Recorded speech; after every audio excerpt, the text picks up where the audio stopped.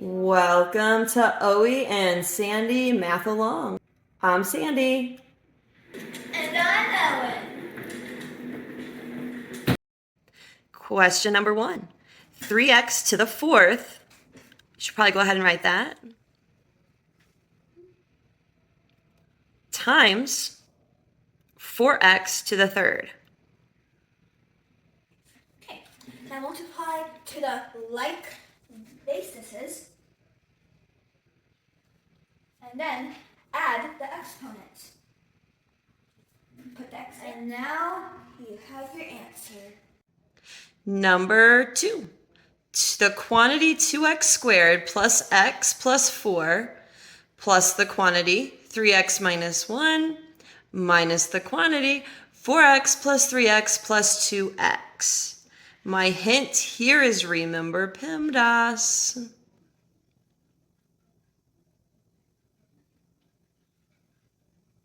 PEMDAS is an order of operations method to get the right answer. The P in PEMDAS stands for parentheses. So we better do that first.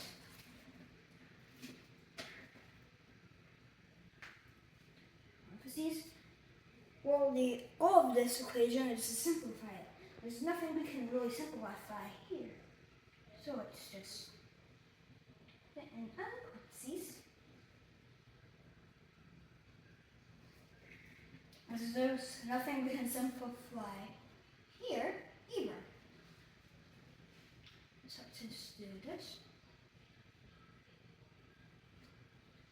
But there is something we can simplify here. Because there's a negative sign before it. So all we have to do is, look, there's a 4x, so 4 plus 3 plus 2. This equals 7. And then if we add the 2, it equals 9. And then it's also all negative. So equal negative 9. Where's the eraser? So we can do negative 9x. Okay. So now we have to add up all of the x's other than this one because it has an exponent right here. So get plus, and then, so there is 1 minus, because then if we add these up to 4 minus 9, then one way to do it is 9 minus 4 equals 5, so that means if we reverse it, it'll be a negative 5. Oh wait, something like this. 2 plus negative plus 4, right? Mm-hmm. Minus 1, less step is to do 4 minus 1. Just rewrite it. But 4 minus 1 is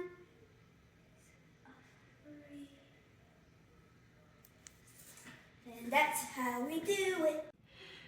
Number 3. When x is not 0, y is not 0, which of the following expressions is equivalent to the expression above? The expression above is 12x to the 8th, y squared, over 3x to the 5th, y to the 7th, or we can write it by breaking it up.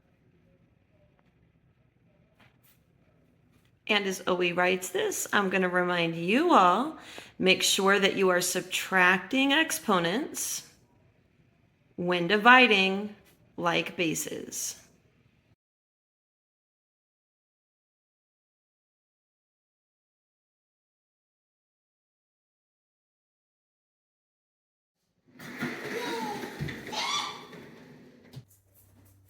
I'm Sandy, aka Miss Miller. Owen's at school, so you're stuck with me right now.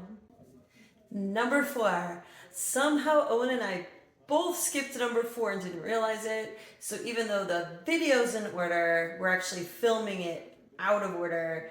And I'm filming it last, which is why I'm kind of more of a hot mess than usual. And Owen's actually in bed asleep because he doesn't feel good. So, problem we have here, similar to yours in the homework.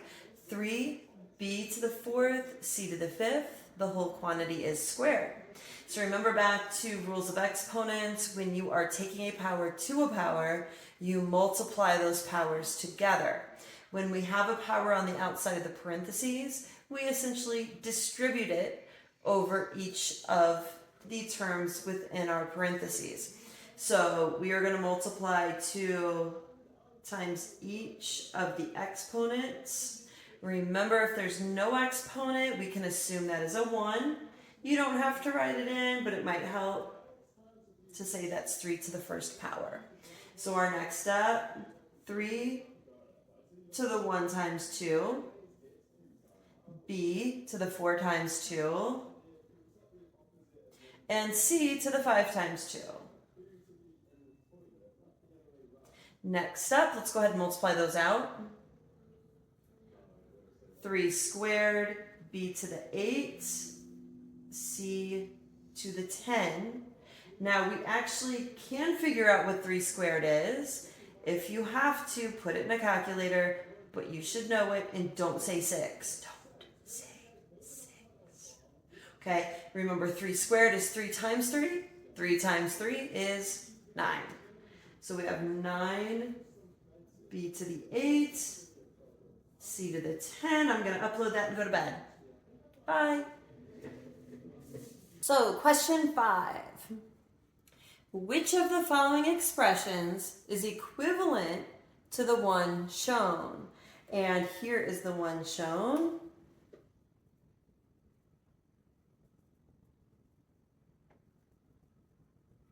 Okay. Remember, this is similar to the homework questions that I assigned. The numbers are a little bit different, but if you follow the process, then you can follow how to do it. So first we have to distribute, since we have a number times a quantity. Okay, so 5 times x squared, 5 times negative 3x, 5 times 2. Now take special note on this next part. We have a negative 4 that we're distributing. So the negative 4 times x, negative 4 times negative 9 makes positive 36. Now we combine like terms. We have our x squared term. There's no other x squared term, so there's no other like term. So 5x squared stands alone. I have a negative 15x and a negative 4x. Those are like terms because they both have an x. So negative 15x's and negative 4x's makes a total of negative 19x's. And then we have 10 and 36, which are whole numbers. We just add those together. So we have a positive 46 at the end. Okay, next we have number 6. Which of the following is equivalent to the sum of the two expressions above? So if you remember back to translations, sum means plus. It means we're adding. It's the answer to an addition problem. So the problem we have for this example is 2a squared plus 5a minus 8 and 6a squared minus 9a plus 7. Okay, so that's how it's written on the paper. Super easy. Draw a line under it and put a plus sign because we're finding the sum. So it's already lined up with our like terms, one above the other. 2a squared and 6a squared, 2 plus 6, that makes 8. A squared, I know I write my a's kind of weird, that's an a. Plus 5a and negative 9a. So if I have 5 a's and I take 9 away, that leaves me with a negative 4 a's. Then we look at our regular numbers here at the end. We have a negative 8 and a positive 7. So if I have negative $8, I make $7. That leaves me with a negative $1. And that's it. That's how you add them up. Number 7. I did get asked about this one a couple times today in class.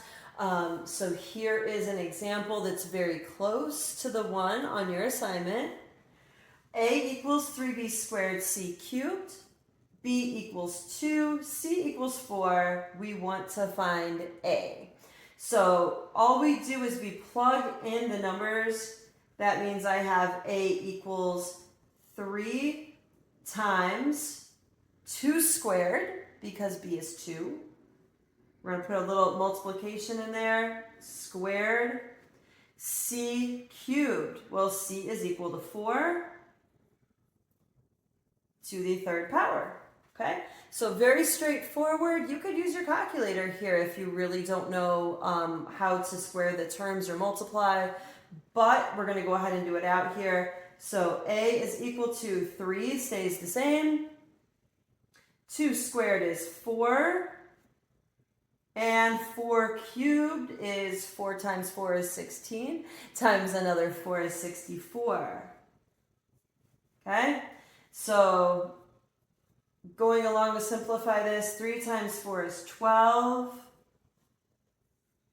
times 64. And 64 times 12, I could probably do in my head, but let me show you. 64 times 12, 4 times 2 is 8. 6 times 2 is 12. Always have that placeholder. 4 times 1 and 6 times 1. We get the answer 768. And remember, if you're doing this for my homework and you show this, that's great. Leave it. Don't erase it. There's no need to erase it. I want to see. And if you messed up, by one number, then I'm going to give you full credit. Because I can see the mistake that you made. If you use a calculator, cool with that too.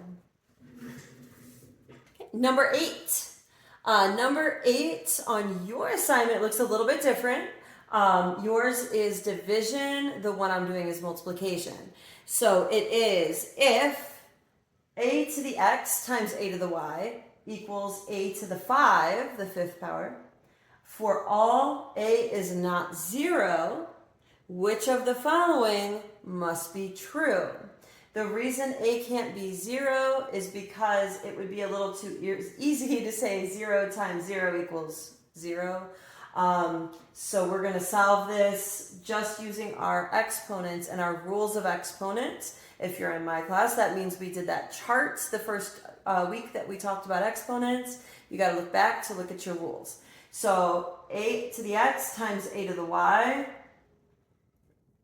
If we are multiplying the same base, we can add the exponents. So that means x plus y equals a to the 5.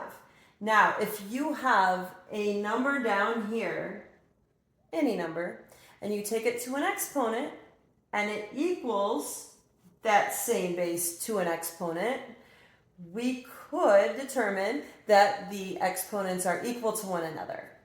So whatever this is, it has to equal 5 for them to be equal. So we know x plus y equals 5.